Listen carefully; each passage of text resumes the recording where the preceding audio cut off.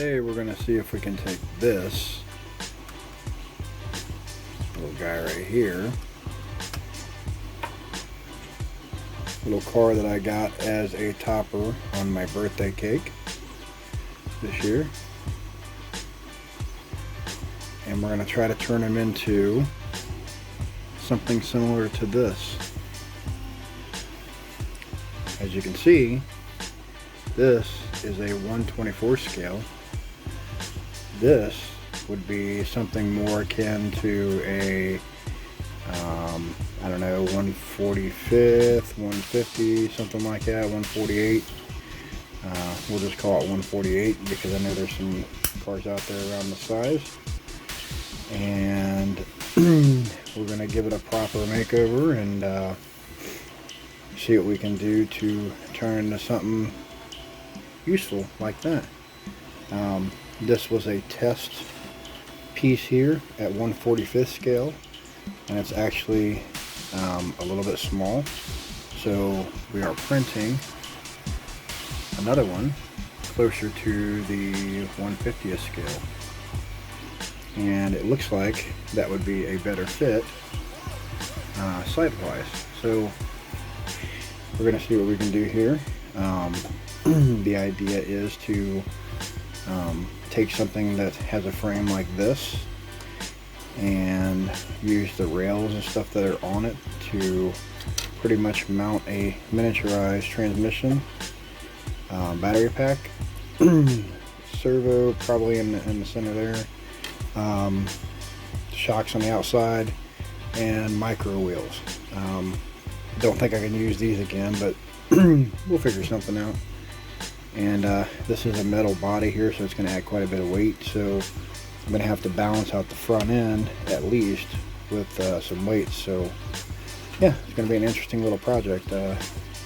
Should be fun, and we'll just see how it goes. And I know it kind of looks a little ugly right now, but we're gonna work on that next. Well, we might work on that last, I don't know, we'll see. So we'll take the body off here. This is what we kind of came up with. So it has that trail ripper kind of look, but as you can see, I've had to make heavy modifications, and some of these bends and stuff are the only way that it fits on this body, which is what I wanted to use, and it's kind of the whole point. So we may end up taking out more rails in here. I tried to leave and add in rails as I could to give a little bit of support to the structure. I mean, it's not terribly weak, but you know, I want to give it a little more support. So I've been using my 3D pen and a old wood burner that I use for smoothing out the plastic. Mainly, the wood burner is mainly for these joints and stuff, or combining, like what you see right there, kind of like soldering, if you will. Excuse me. So basically that's kind of what we've got now. It's a working chassis. On the bottom here I have holes, and I know they're not very well, they didn't come out very good off the printer, so I'll have to clean all that stuff out in order to use them, but I can probably fit a SCX24 transmission in there with the plate and all. It's going to be a tight fit, but I could do it. Ideas floating around here. So you guys have seen the Ripper type chassis here. It fits in there, blah blah blah. Okay, so what about something like just a regular frame rail? You know, these are kind of ugly, I know. I've run them with my 3D pen and then kind of smooth them over a little bit to give it some form. But check it out, that's pretty cool. And it's kind of similar to the SCX24 chassis. So I'm thinking, I don't know. I'm not sure which one of these I want to go with as far as right now, but wanted to show that. Alright, so here's the inside of this one. As you can see, it still needs more cleaning, but it did 3D print. and that is a hex inside of there. Once I get it all cleaned out, it should function if I really want it to. But here's the problem. So I'm feeling both of these, and they're pretty light. I don't like how light they are. For something like this with a top heavy, I'm gonna have to add some weight to the bottom, so I don't know if I can get to use these. I might, however, put one of these on the back, you know, like so, and put a tire around it, and that'd be pretty cool to look at, right? Maybe, I don't know, we'll see. There's a number on it, you can, you know, check it out if you want. But I mean, so it would work, you know, really well. I could fit it in any of these, any of the setups that I have currently. So I probably won't use the bigger ones over there. I'll just leave those for the 1/24. I've got an eyeglass screw kit, which works really well for these little cars. And I have, this is my ESC that I'm probably going to be using. It has a JST connection on it. I think it's a 10 amp or something. I don't remember what it was that I bought. You can actually put these in the 1/24. I ended up not doing it because I found the combo for the radio and all. You know, it was an old RGT setup for 1/24. So that's what I ended up going with the 3D printed car in the back there. But this is partially 3D printed. I just don't want, you know, I don't want everything the same. It's, you know, it's supposed to be a challenge. So I want to try to use this up, see what it does, see how well it performs, how bad it performs, you know, whatever, and we can improve on it.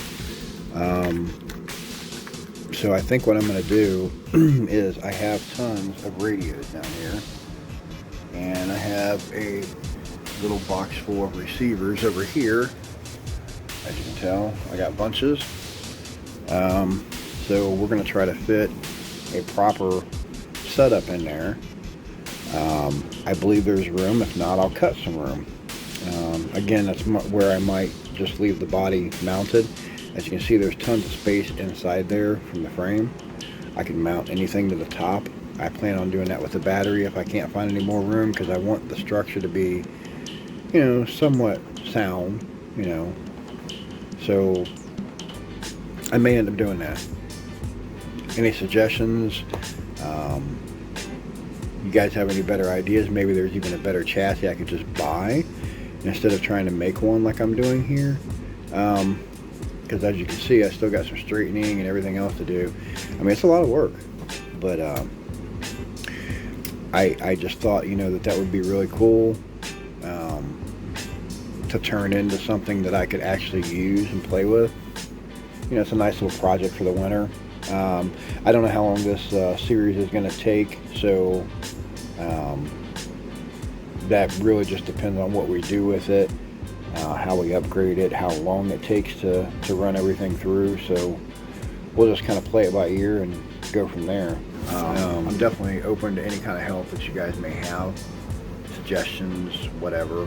I think it's gonna be fun though. So yeah, we'll get rolling on that here, and I'll try to keep it kind of regular on the frequency for the videos. And you know, again, just help me out, guys. Let me know what you think, where to get stuff. You can always comment in the videos. You can always send me an email to crack3drc@gmail.com. I know that a lot of you guys use that, and you know, some of you guys use the Facebook too. I have a page on there. Just search out Crack3drc.